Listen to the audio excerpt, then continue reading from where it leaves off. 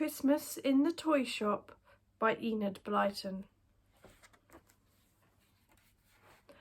Once upon a time there was a toy shop.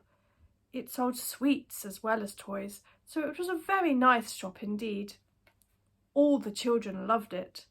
They used to come each day and press their noses against the window and look in to see what toys there were. "Oh, look at that beautiful doll," they would say. "Oh, do you see that train with its 3 carriages, and it's got lines to run on too? Look at that rocking horse. I do love its friendly face. Oh, what a lovely shop this is. When we grow up, let's keep a shop just like this one." Miss Roundy, the shopkeeper, liked having a toy shop. She liked seeing the children and showing them all her toys. She nearly always gave them an extra sweet or 2 in their bags when they came to spend their pocket money. So, of course, the children all loved her. The toys loved her too. "Look, she found me a new key when mine dropped behind the shelf and couldn't be found," said the clockwork train. "And she put a spot of red paint on my coat where some got rubbed off," said one of the toy soldiers. "She's very, very kind."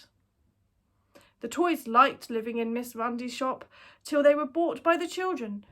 It was fun to sit on the shelves and the counter and watch the boys and girls come in and hear them talk. And it was very exciting when one of them was bought and taken proudly away by a child. The toys didn't like Sundays as much as the weekdays, because then the shop was shut and nobody came to see them at all. They couldn't bear it when Miss Roundy took her summer holiday and shut the shop for a whole fortnight. That was dreadful.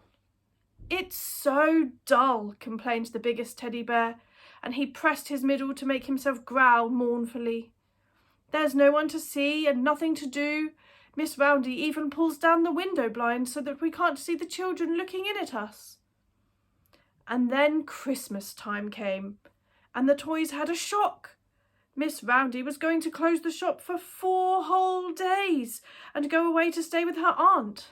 Oh dear. 4 days of dullness and quietness and darkness, said the rocking horse gloomily. "Nothing to do, no one to come and buy us or see how nice we are.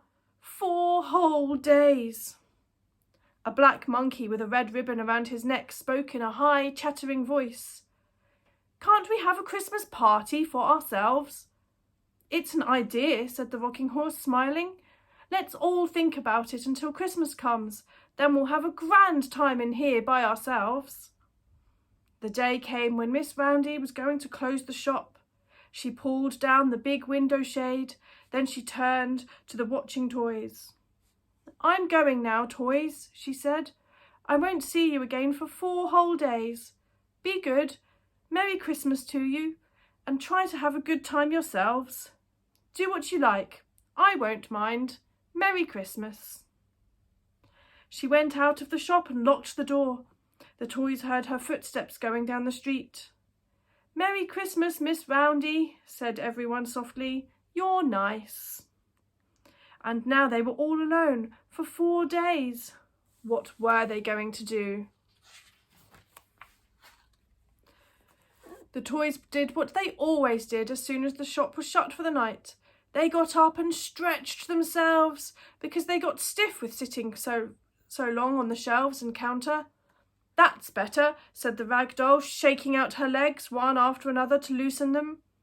The pink cat rolled over and over. "Ah, that was good," she said, standing up again. "I do love a roll." The little clockwork train whistled loudly, and the toy soldiers climbed out of their boxes and began marching to and fro. "Nice to stretch our legs a bit," they said. And then they scattered because the roly-poly man came rolling along, not looking where he was going, as usual.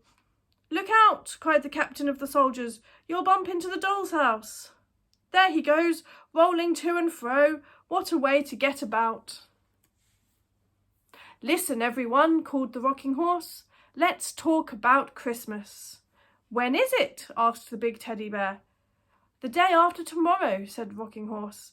I think if we're going to have a good Christmas ourselves, we ought to make our plans now and get everything going so that we're ready by Christmas Day." "Oh yes," cried everyone, and they all came round the rocking horse. What a crowd there was! All the little doll's house dolls and the other bigger dolls, the skittles, the railway train with its carriages and another wooden train, and the roly-poly man and, well, I couldn't possibly tell you them all, but you know what toys there are in a toy shop, don't you? "Sit down," said the rocking horse, and everyone sat, except of course the things that could only stand, like the trains and the motor cars and the balls. "We shall want a party," said the rocking horse. "That means we must have things to eat. We can take any of the sweets and chocolates we like to make into cakes and things. Miss Roundy said we were to help ourselves." "We can make the food," said the doll's house dolls. "We'll help," said the skittles excitedly. "We can cook on that nice toy stove over there," said the twin dolls. One of the twins was a boy doll and the other was a girl doll, and they were exactly alike. "The pink cat and the black monkey can arrange a circus," said the rocking horse. "They'll have great fun working together on that." "I'll do the Christmas tree," said the Clockwork Sailor. "We'll have presents for everyone under it. We'll play games afterwards too." "What a pity Father Christmas doesn't know about us," said the roly-poly man. "It would be so nice if he came to the party." "I don't suppose he'll be able to come," said the black monkey. "He's much too busy at Christmas time." "Don't roll against me like that, roly-poly man. You'll knock me over." The roly-poly man rolled away and bumped into a row of soldiers. They went down on the floor at once. As they got up and brushed themselves down, they shouted angrily at the roly-poly man. "Don't let's quarrel," said the rocking horse. "People should never quarrel at Christmas time. It's a time to make one another happy and glad. Now, to your work, everyone, and we'll see what a wonderful Christmas Day we will have." The dolls and the skittles set to work at once. The doll with the golden hair and the twin dolls took charge of the cooking. They got the little toy cooker going, and there was soon the most delicious smell in the toy shop. The cakes were baking. There were chocolate cakes and fudge cakes and peppermint buns. There were little jellies made of the jelly sweets Miss Roundy sold. There was a big iced cake with tiny candles on it that the rag doll had found in a box. The baking and cooking went on all day long. The twin dolls had to scold the roly-poly man ever so many times because he would keep rolling against the golden-haired doll just as she was taking cakes out of the oven. Still, as you can see, there was plenty of everything. "What a feast we are going to have," said the rag doll greedily. "Ooh, fudge cakes. I'll have 6 of those, please, on Christmas Day." The Clockwork Sailor did the Christmas tree. He was very, very clever. He climbed right up to the topmost shelf, which Miss Roundy had decorated with evergreens, and he chose a very nice bit of fir. "Look out," he called, "I'm going to push it off the shelf." So everyone looked out, and down came the little branch of a fir tree, flopping onto the floor. The Clockwork Sailor climbed down. He did a little dance of joy when he saw what a wonderful tree the bit of fir would make. He wondered what to put in it. "If you'll get me out of my box so that I can join in the fun for once, you can use my box," said the gruff voice of Jack-in-the-Box. The toys didn't really like Jack-in-the-Box very much. He lived inside a square box, and when the box was opened, he suddenly leapt out on a long spring and frightened them very much. The Clockwork Sailor didn't really know if he wanted to get Jack out of his box. "Go on, just this once," said Jack-in-the-Box. "I promise to be good. I'll perform in the circus and be funny if you like." So Jack-in-the-Box was taken out of his box, and he wobbled everywhere on his long spring, enjoying his freedom very much. The box was just right for the Christmas tree. The Clockwork Sailor filled it with earth, and he took the pot that held the big plant pot belonging to Miss Roundy, then planted the bit of fir tree in it. "Now to decorate it," he said. So he got some tiny coloured candles and some bright beads out of the bead box and some tinsel from the counter and anything else he could think of. And dear me, the tree really began to look very beautiful. "I can make a star to go on top of the tree," said the teddy bear, and he ran off to find some silver paper. "And now you're none of you to look," said the sailor, "because I'm going to pack up presents for you. Yes, a present for every single one of you." The circus was practicing hard. There were 2 clockwork clowns in the toy shop, so they were exactly right for the circus. They could go head over heels as fast as could be. "We want some horses," said the black monkey, who was very, very busy. "Pink Cat, stop prowling round the cakes and see how many horses you can find." The roly-poly man said he wanted to be a clown, so the teddy bear made him a clown's hat and just let him roll about the ring, knocking people over. Jack, out of his box, jumped about and waggled his head on his long neck. He was really very funny. The Pink Cat borrowed some horses from the soldiers and the farm and led them around the circus ring. Noah arrived with his animals from the ark. There were elephants, lions, tigers, and even kangaroos. "It's going to be a grand circus," said the Pink Cat. "Oh, hurry up and come, Christmas Day." Well, Christmas Day did come at last. The toys rushed to one another, shouting, "Happy Christmas! Happy Christmas!" at the tops of their voices. The railway train whistled its loudest. The big bear and the little bears pressed themselves in the middle and growled. The music box began to play, and the rag doll sat down at the toy piano and played a rollicking tune. Nobody knew she could play, and they were all very surprised. So was the rag doll. She hadn't known either, and once she began to play, she couldn't stop. So what with the engine's whistle, the bears growling, the music box's tunes, and the piano, there was a very fine noise.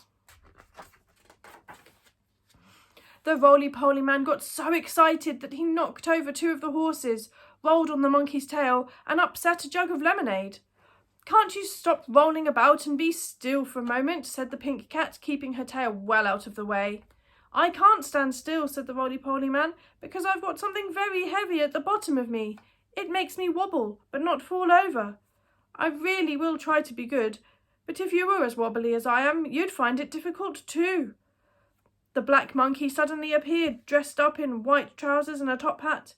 He carried a whip in his hand. He cracked it and made everyone jump. Then the Pink Cat appeared, carrying a drum. She beat it, boom diddy, boom, boom, boom. "The circus is about to begin," she shouted the black monkey, and he cracked his whip again. "Walk up, everyone. The circus is about to begin." Boom diddy, boom, went the drum. All the toys rushed for seats. The black monkey had arranged bricks of all sizes and shapes out of the brick boxes for seats. And there was room for everyone. The Doll's House dolls were allowed to be at the front because they were so small. The Skittles were so excited that they kept giggling and falling over. "Quiet there! Settle down, please!" shouted the monkey. "Pink Cat, sound the drum again. The performers are about to march in." The circus began. You really should have seen it. The horses were splendid. They ran round the ring one way and then turned and went the other way. Then the clowns came on with Jack and the roly-poly man. The roly-poly man rolled all over the place and knocked all the clowns over. Then the clowns tried to catch Jack, but they couldn't, of course, because the Jack sprang about all over the place on his long spring. The toys almost cried with laughter. The elephants were cheered when they came in. They waved their trunks in the air and trumpeted as loudly as they could. The lions and tigers came in and roared fiercely. The kangaroos jumped all around the ring, and the bears walked in standing up on their hind legs. All the toys clapped and cheered and stamped at the end, and said it was the very best circus in the world. The Pink Cat and the Black Monkey felt very proud, and they stood in the middle of the ring and bowed to everyone so many times that they really made their backs ache. "Now for the tea party," called the doll with the golden hair. "Come along, you must be very hungry, toys. Hurry up and come to the party." What a wonderful tea party it was. There were little tables everywhere. In the middle of them were vases of flowers that the dolls had picked out of the doll hats that Miss Roundy kept in a box on a special shelf. The tables were set with cups and saucers and plates out of the boxes of toy tea sets. There was a teapot on each, full of lemonade to pour into the cups. The cakes were lovely. There were fudge cakes, peppermint buns, chocolate cakes, all kinds of biscuits, toffee sandwiches, jellies that wobbled like the roly-poly man, and of course, The Christmas cake was the best thing of all. "We've put it on the table by itself because it's so big," said the golden-haired doll. "I hope there'll be a slice for everybody." It looked lovely. The golden-haired doll had decorated it with icing. Everyone thought that was very clever indeed.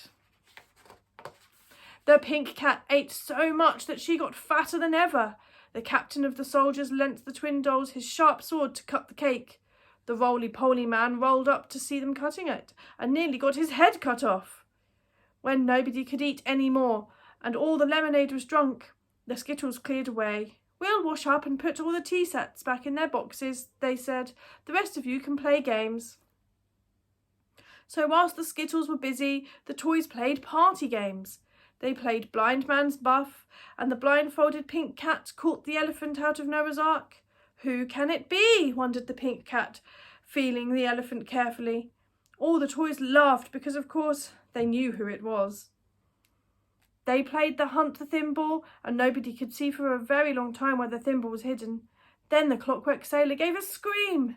"The captain of the soldiers is wearing it for a helmet! He is! And so he was. He was sorry to give it up because he thought it was a very nice helmet indeed. The trains gave everyone rides, and so did the toy motor cars. Even the aeroplane said he would fly around the nursery once with everybody. The musical box played hard for anyone who wanted to dance.